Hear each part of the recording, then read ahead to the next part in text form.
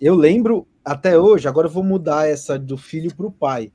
Eu lembro exatamente o dia e como foi a notícia de que eu iria ser pai. E eu queria que vocês contassem um pouco dessa experiência que vocês tiveram, do dia do primeiro filho de vocês, que vocês tiveram assim, eu vou ser pai. Qual foi esse dia, como aconteceu essa notícia, e qual foi esse sentimento que vocês têm, que vocês tiveram na época, né? Eu queria muito ouvir de vocês. Vamos começar agora com o Josué, né? A notícia foi a coisa mais incrível para mim. Para falar a verdade, o João não foi coisa programada, né? A mãe dele, nós estávamos casados há 3 anos só, casamos em 2005, o João Pedro nasceu em 2008, então 2 anos, né? Há 2 anos só a gente ficou sabendo da gravidez.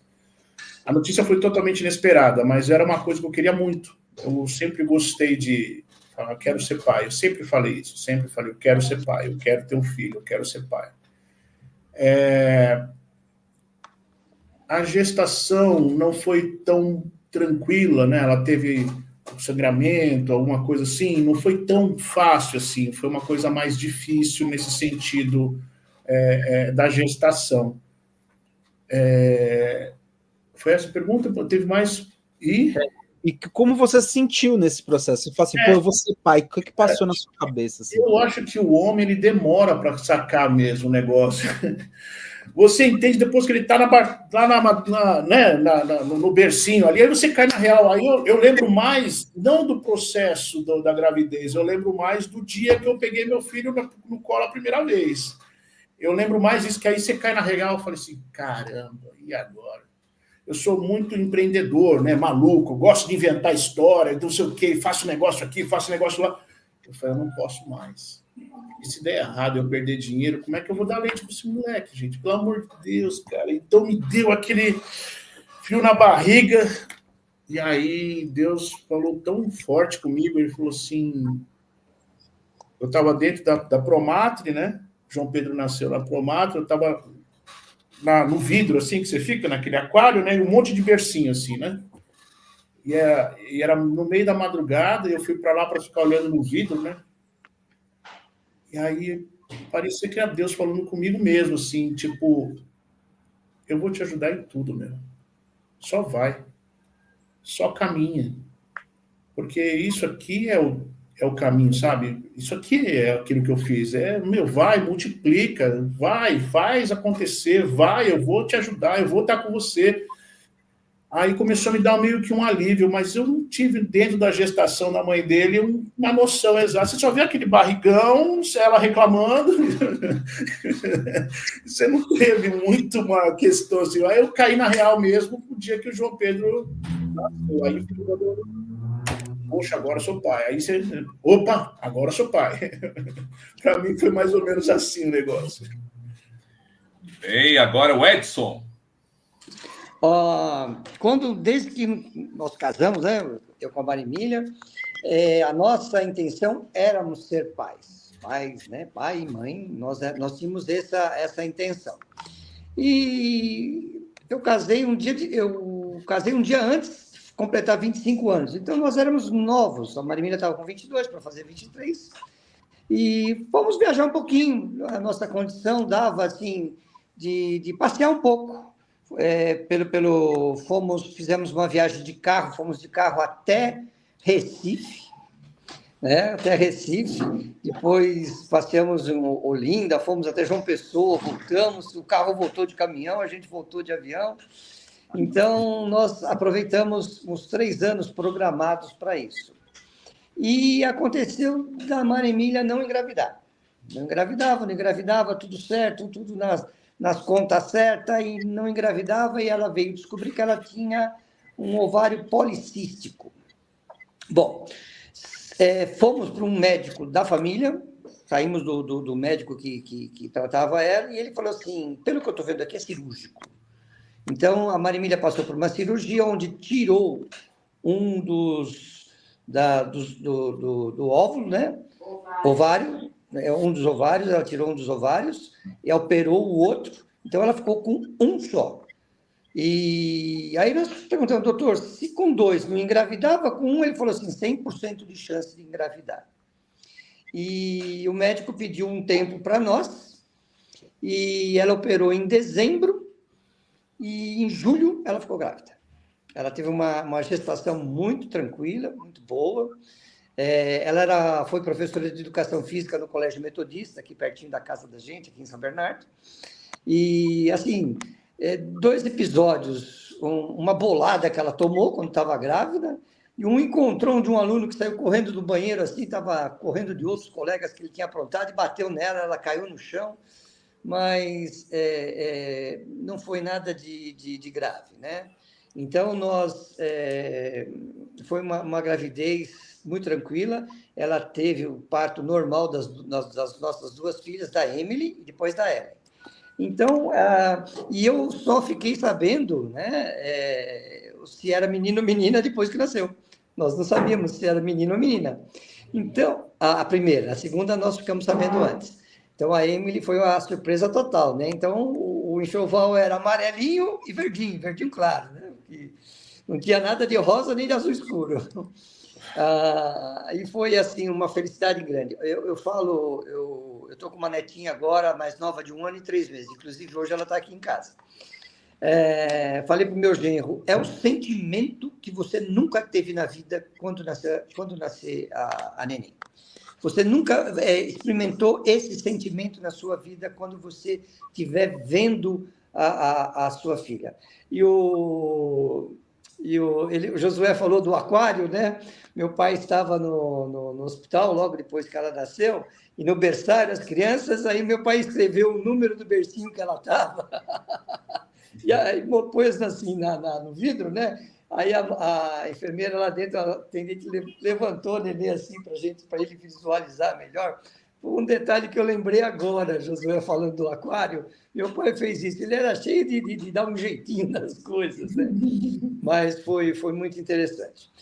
Um dia depois que a Emily nasceu, nós tivemos a notícia pelo pediatra da maternidade que ela tinha uma má formação congênita dos olhos.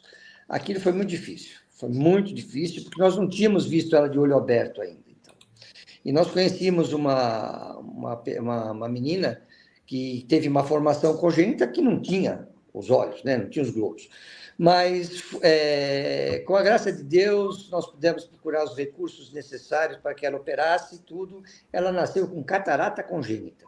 Nossa. Então, ela viveu tranquilamente, cursou, fez todos os cursos dela. Hoje ela tem um filho de 11 anos, ela dirige, ela é engenheira, e graças a Deus, aquele momento triste, né? 2 anos que nós passamos com bastante apreensão, eles passaram e a nossa vida foi sempre, eu vou falar assim, o mar da tranquilidade, porque o mar, às vezes, ele fica mais revolto a mais, depois ele volta à tranquilidade. Foi essa a nossa vida. Muito bem. O Edson aí assessorado pela Maria Emília, né? Transmita aí o nosso abraço. Tá, ela chegou aqui agora com a Nini, tá dando uma madeira para a Nini aqui. Opa, depois peço para ela aparecer aqui para o pessoal que não a conhece poder conhecer. Daqui a pouco ela aparece, ela está dando uma madeira para a Nini aqui, ela já veio. Tudo bem, Jaziel? Oi! Então, agora você que responde. Faz tantos anos, Pedrinho, que eu nem me lembro mais. Mas é o seguinte, quando eu conheci a Ivone, ela tinha 15 anos, ela era de Rio Verde, e ela tinha lá o doutor Gordon, que era americana, a esposa, que era professora da escola dominical deles. E naquela época os americanos tinham muitos filhos. E falou para ela que por dúzia era mais barato ter filho. Então, a Ivone vem com essa conversa de ter 12 filhos. Você está doida, rapaz? Bom, aí depois a gente noivou e falou, não, 12 não, mas 6 dá para encarar, né? Depois a gente casou e falou, não, 6 é muito, vamos ter 4.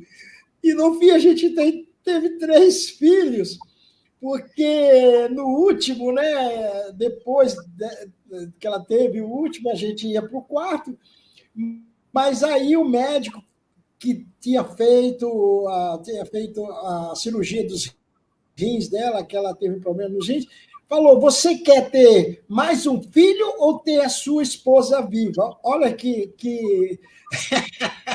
Delicado. encruzilhada. Eu falei, claro, quero minha esposa viva. Então, a gente não teve o 4. E ele falou, eu não vou operar a sua mulher, eu vou operar você. Então, eu já fiz vasectomia logo de cara no 3º filho. Mas o André, a gente casou, eu tinha 24 anos, e o André veio 2 anos depois. E na gravidez, ela tratando, né, a gente no pré-parto, aquela coisa toda, ela teve toxoplasmose. Olha que situação. A gente novinho, 25 anos, e o médico falou para nós, olha, seu filho pode nascer aleijado, cego, e N coisas. E falou para nós, então vocês podem abortar. E aí falou, aí a gente ficou, ele falou, vou dar um tempo para vocês decidirem se aborta ou não, e tem o risco de nascer uma criança defeituosa. E a gente foi para casa apavorado. A gente trabalhava com JV naquela época, e pusemos todo mundo para orar, e nós oramos também. E a gente, naquela época, abortar era uma coisa, né? Era um crime para nós, né? Mas o médico disse, nesse caso, não há problema. Aí oramos e então decidimos, não, a gente vai ter o filho que Deus mandar. Vai ser o que a gente vai. E o André nasceu perfeito, praticamente, né? Sem nenhum problema. Agora, depois que ele nasceu, nós estávamos assim, 2 anos, no 3º ano ele nasceu. Então, o que aconteceu? Quando a mulher tem um filho, em geral, ela dá 100% de atenção ao filho, né? É o homem dela, é a criança dela. E eu passei a ter ciúmes do André. Então, eu não tinha, era novo, né? Nós não fizemos uma preparação para o casamento. Existe igreja, existe pastores que fazem, né? E nós não fizemos isso. Então, foi difícil para mim enfrentar isso. E uma vez a Ivone falou para mim, Josiel, você está rejeitando o seu filho. E aí caiu a minha ficha, né? Que eu estava errado, né? Tinha alguma coisa, mas eu não tinha mais a Ivone 100% para mim, né? Então foi essa. Opa! É isso aí. Essa foi a experiência do primeiro filho.